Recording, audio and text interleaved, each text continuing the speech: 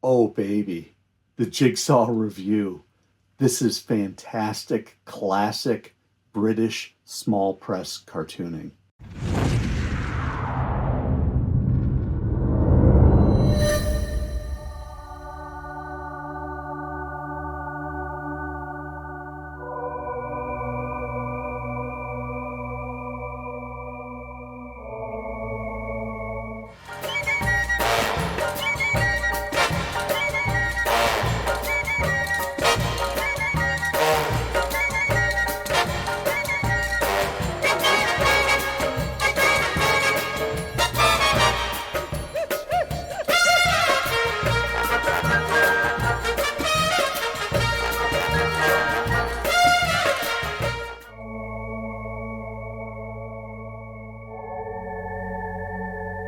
Hey everyone, it's Tom. It's FANzine Live. We are looking at World Zines today.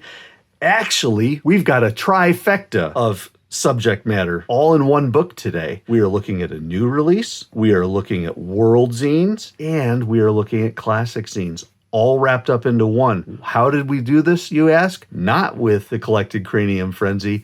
We're looking at it with the Jigsaw Review. This is a fantastic publication published by Gwenny Press. During the late 80s and early 90s, when Dark Knight was returning again and readers contemplated who watched The Watchmen, the likes of Escape and Deadline gave glimpses of the broadening of the comic form to come, and had begun to air work from the fresh talent with that exact mindset when the bubble burst. Creators honing their skills on their own terms, more often than not in the form of A5 photocopied zines, were left high and dry, but driven by a pure love of the art form they continued to create regardless. In the pages of the Jigsaw, you will find comics not to be found in back issue boxes or artist editions, comics unseen for 30 years, comics by artists still creating comics for no other reason than the simple love of the art form.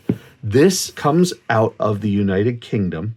It collects 10 different creators who were active back in the 80s and 90s. Some of them have published new material, some of them have submitted old material for review. It's really well laid out, all black and white. We're in I believe this is the A4 size, the Euro version of magazine size. Really nice big book. I mean, look at how large that thing is. We start with Bob Lynch, who does Sadness in Space. Really nice cartooning, fun storytelling.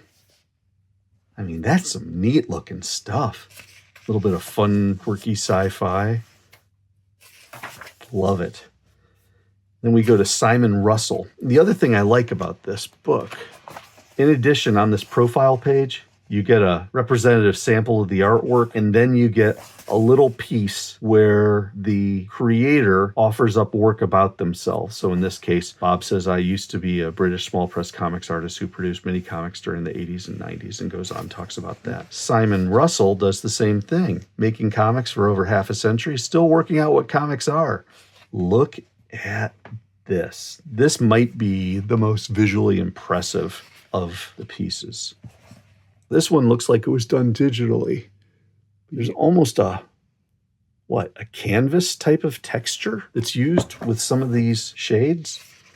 Really neat idea. Then Mal Earle, and this was from 1994, his Solus. And he's actually done some stuff. He's had the honor to appear in print along the likes of Sienkiewicz, Lloyd, Fabry, Shaky Kane, and others. I mean, this is nice work. Neat stories, a little bit of a sci-fi type of piece with this one as well. You get a different sense when you read this of how the British cartoonists were not as heavily affected by the American superhero scene as they were perhaps by the likes of 2000 AD or some of the other British publications. They don't go down the superhero road that much. They go in all sorts of other directions, though, and they also play a little bit with British culture.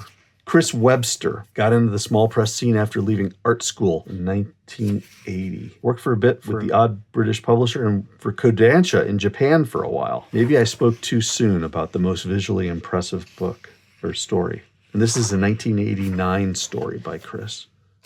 You've got the constructs of comics from like an understanding comics point of view, but the art style in here largely goes as far away from the Kirbys and the Neil Adams and all of their follow-ons. It's just totally unique and different. Look at that spread. Then we jump to Denny Derbyshire. This book was recommended to me by one of my favorite British friends, Yes or No Zines, or Yeston. He said, you've got to get this book. You've got to get this, and you've got to put it on FANzine Live. It's fantastic. And he's right. And he said, I think Denny Derbyshire's work is the greatest. And look at this. You almost have a Mobius style feel to Denny's work. And look at that face. Look at the hat.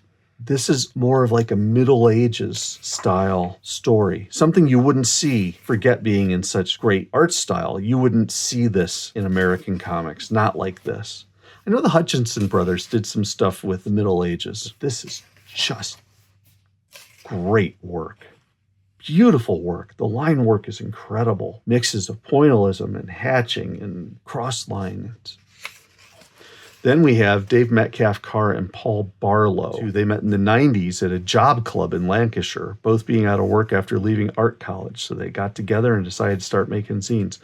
This is an interesting piece from a true storytelling perspective. It is the story of a trans cross-dressing as a woman. And in the interest of trying to keep on the good graces of YouTube, I'm not going to be able to show too much of it.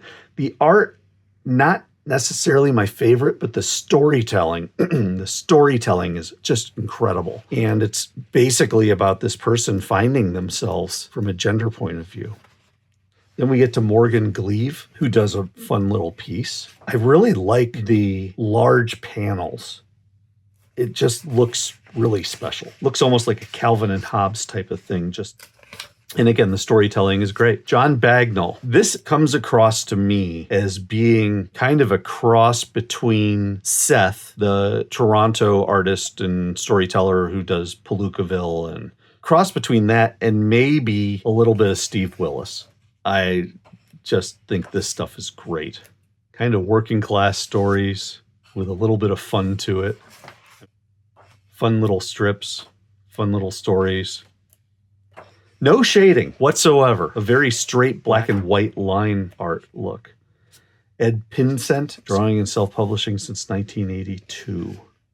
Again, great looking cartooning.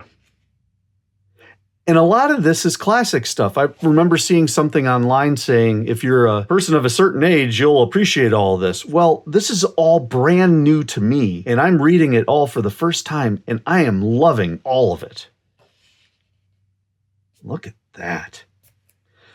There are some adult pieces to this. Wouldn't let the kids read it, but I would definitely make sure I read it myself.